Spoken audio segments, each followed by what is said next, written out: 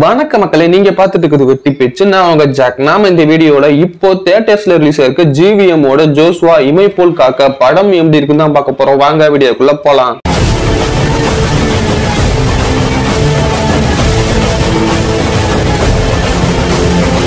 ஜோஸ்வா இந்த மூவியோட ஸ்டோரி என்னன்னா, படத்தோட ஹீரோ ஒரு அசாசினா இருக்காரு. அதாவது கூலிக்கு கொலை பண்றது. யார வேணா எப்படி வேணா எப்ப வேணா போட்டு தள்ளுவாரு. ஆனா அவர் போட்டு தள்ளுறவர் கெட்டவங்களான்னு வெரிஃபை பண்ணிட்டு தான் போட்டு தள்ளுவாராம். இவர் ஒரு நாள் ஹீரோயினை மீட் பண்றாரு. பார்த்த உடனே காதல் வருது. ஒரு கட்டத்துல ஹீரோயின் கிட்ட ப்ரப்போஸும் பண்றாரு, நான் ஒரு கில்லர் உன்னை லவ் பண்றேன்னு. ஹீரோயின் ஹீரோ கில்லர்னு தெரிஞ்சதும் அவனை விட்டுட்டு அமெரிக்கா போயிடுறாங்க. அங்க போனா அவங்க ஒரு லாயரா வேலை பார்த்துட்டு இருக்காங்க. அவங்க இப்போ ஒரு ட்ரக் லார்டுக்கு ஆப்போசிட்டா வாதாட போறாங்க. அதை தெரிஞ்ச ட்ரக் லார்டு அவங்கள போட்டு தள்ளும்னு காசு கொடுத்து நிறைய பேரை இறக்கி விடுறான். இவங்க கிட்ட இருந்து காப்பாத்த ஹீரோயின் அமெரிக்கால இருந்து கூட்டிட்டு வந்து இந்தியால வச்சுக்கிறாரு. இவங்க கிட்ட இருந்து ஹீரோயினை காப்பாத்தினாரா. கடைசியில என்னதான் ஆச்சுங்கிறதா மீதி கதை.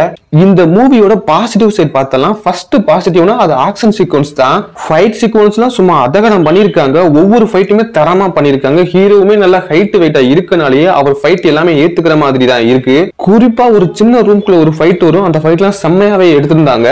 சினிமோட்டோகிராஃபியுமே பிரமாதமா பண்ணியிருந்தாங்க. ஒவ்வொரு ஃப்ரேமுமே குவாலிட்டியா இருந்துச்சு. டிபிக்கல் ஜிவிஎம் ஓட படங்கள்ல ஃப்ரேம்ஸ் எப்படி இருக்குமோ அதே மாதிரி தான் இதுவுமே இருந்துச்சு. பெர்ஃபார்மன்ஸ் இந்த படத்துல நடிச்ச எல்லாருமே அவங்களுக்கு கொடுக்கப்பட்ட கதாபாத்திரத்தை நல்லாவே பண்ணியிருந்தாங்க. குறிப்பா ஹீரோ இதுக்கு முன்னாடி பப்பின்னு ஒரு லவ் படம் பண்ணிருக்காரு. ரெண்டாவது படமே ஒரு ஆக்ஷன் படம், ஃபுல்லா ஆக்ஷன் தான். ஆனா அதை செம்மையாவே பண்ணிருக்காரு. இப்போ இந்த மூவியோட நெகட்டிவ் சைட் பாத்திரலாம். ஃபர்ஸ்ட் நெகட்டிவ் இந்த மூவியோட ஸ்டோரி தான். நானும் ஜான்விக் மாதிரி ஹாலிவுட் தரத்துல ஒரு படம் எடுக்கிறேன்னு ட்ரை பண்ணிருக்காரு. என்ன ஜான்விக்ல கேர்ள் ஃபிரெண்ட் கொடுத்த நாயை கொன்றுவாங்க, அவரோட காரை திருடிடுவாங்க. அதுக்காகவே ஒவ்வொருத்தனையும் விரட்டி போட்டு தள்ளுவாரு.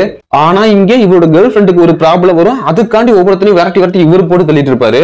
இது ஒண்ணு ஜான்விக் ஸ்டோரி கிடையாது. இதுக்கு முன்னாடி தலைமை இதே ஸ்டோரியில 2 படம் எடுத்து வச்சிருக்காரு. ஒன்னு எஸ்டிஆர் வச்சு அச்சம் என்பது மடமையடா. அந்த பொண்ணுக்கு ஒரு ப்ராப்ளம் வரும். அந்த பொண்ணை காப்பாத்தணும்னு நம்ம எஸ்டிஆர் காலத்துல இறங்கி எல்லாத்தையும் போட்டு தள்ளிட்டு இருப்பாரு.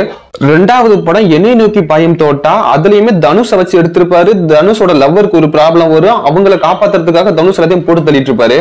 இந்த இத்து போன ஸ்டோரி எத்தனை தடவையா எடுத்து உசுர வாங்குவ. புது படம்னா வேற ஒண்ணும் கிடையாது. இவருக்கு ஒரே ஸ்டோரி தான். புது டெக்னீஷியனை ஹீரோவை மட்டும் மாத்திட்டோம்னா அது புது படமா இருக்கு. சரி, ஸ்டோரி தான் எப்படி இருக்கு, ஸ்டோரியில லாஜிக்காவது இருக்குன்னு பார்த்தா லாஜிக்ங்கிறது இந்த படத்துல சுத்தமா கிடையாது.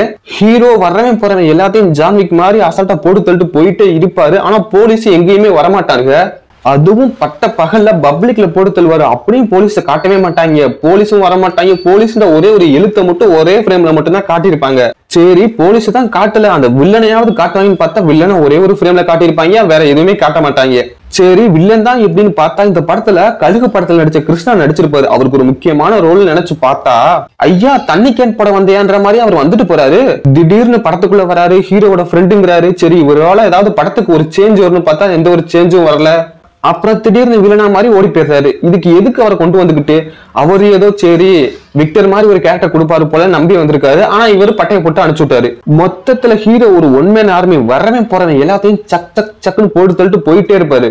சரி, இதெல்லாம் விடுங்கடா, ஜிவிஎம் படம்ல அப்ப லவ் சீன் நல்லா இருக்கும், பாட்டு நல்லா இருக்கும் நீங்க நினைக்கலாம். அதுக்கு இங்க ஒரு ஆப் வச்சிருக்காங்க. படத்துல எந்த ஒரு பாட்டும் ஃபீல் பண்ணி கேட்கிற மாதிரி கிடையாது. எல்லா பாட்டும் ஏதோ வருது போகுது அவ்வளவுதான். அதுவும் ஹீரோவோட பேர் ஜோஸ்வான்னு சொல்லிக்கிட்டே தான் இருக்கு பாட்டு ஃபுல்லாவே. அதுவும் ஹீரோ இந்த கொலையெல்லாம் பண்றது லவ்வுக்காக தானே. அந்த லவ்வையாவது ஒழுங்கா காட்டணும்ல, அதையுமே ஒழுங்கா காட்டியிருக்க மாட்டாங்க. சும்மா ஒப்புக்கு ஏனோ தானு காட்டியிருப்பாங்க. அதனாலயே அந்த கேரக்டருக்கும் நம்மளுக்கும் ஒரு பாண்டிங்கும் வராது, கனெக்டிங்கும் வராது. அந்த லவ்வர் கேரக்டர் செத்து போயிட்டா கூட அவதானே போனா போகட்டும் தான் நம்மளுக்கு தோணும். அந்த அளவுக்கு தான் எடுத்து வச்சிருக்காங்க மொத்தமா. சரிப்பா, இந்த படத்தை பார்க்கலாமா வேண்டாமா நீங்க கேட்டீங்கன்னா ஒரு பிலோ ஆவரேஜான படம். இந்த படத்துக்கு வெட்டி பேச்சோட ரேட்டிங் 2.25 அவுட் ஆஃப் 5. நானும் ஜான்விக் மாதிரி ஒரு தரமான படம் எடுக்கிறேன்னு ட்ரை பண்ணி என்னை நோக்கி பாயும் தோட்டா பார்ட் 2 எடுத்து வச்சிருக்கா அப்படி மாப்பிள. இந்த வீடியோ அவ்வளவுதான். இந்த வீடியோ பிடிச்சிருந்தா மறக்காம லைக் பண்ணிக்கங்க. அடுத்து ஒரு அட்டகாசமான வீடியோல பார்க்க வரையும் டட்டா பை பை வாட்டா.